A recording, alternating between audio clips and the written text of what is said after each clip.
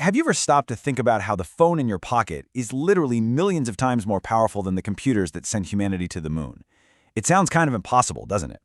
Well, for the past 50-plus years, all of that incredible progress has been driven by one simple, powerful observation.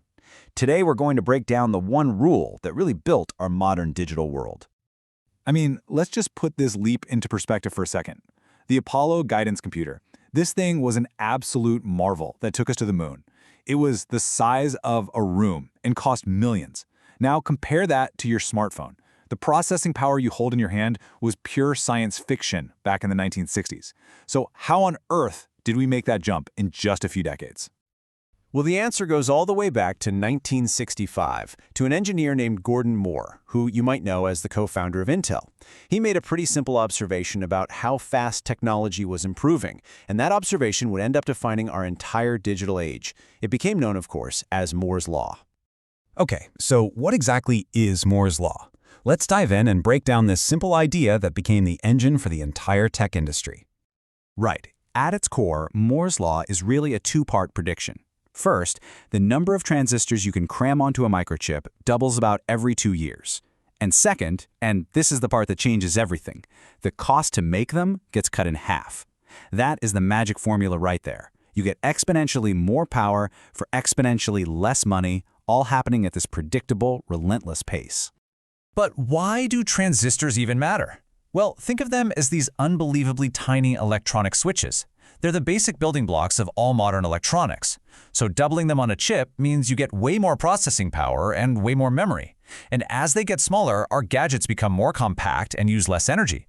That's the secret sauce behind why your ridiculously powerful laptop doesn't need its own power plant to run.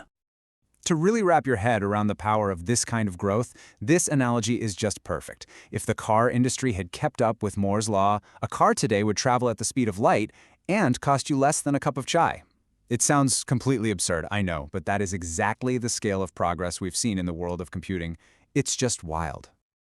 Okay, but here's where it gets really fascinating. Moore's Law isn't a law of physics, like gravity.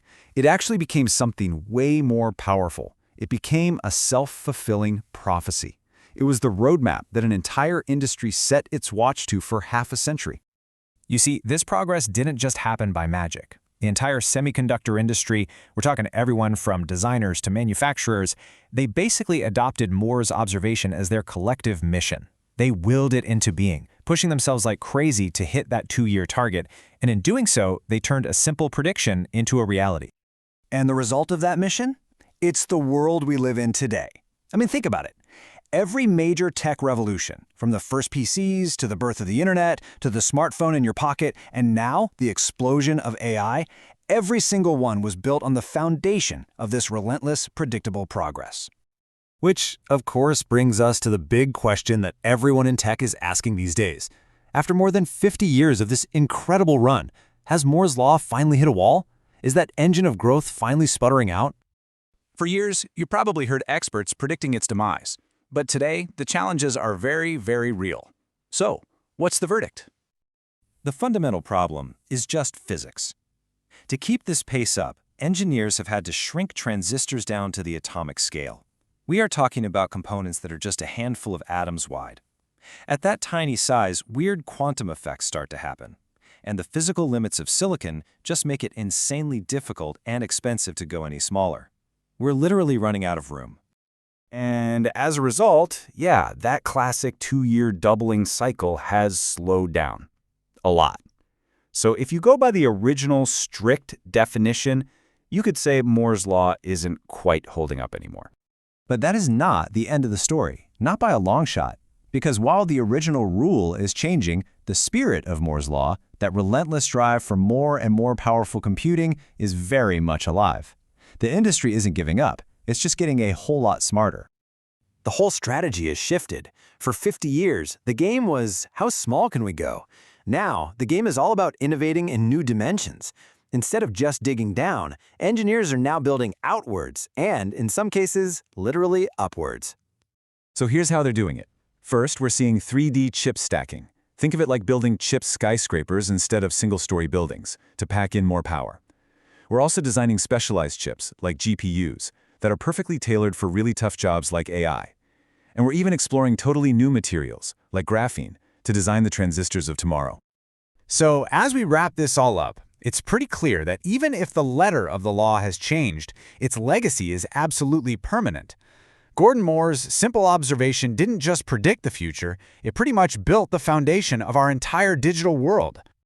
And it is truly impossible to overstate the impact. The legacy of Moore's law isn't just about faster computers. It's the internet, it's modern medicine, it's global connection. It was the steady drumbeat that marched the entire world out of the analog age and into the digital one. There's this quote that I think just captures this moment perfectly. The engine of progress has not stopped, it has just changed gears. That relentless chase for better, faster, cheaper computing is still on. It's just finding new and frankly more creative ways to race into the future. And that leaves us with one final question for you to think about.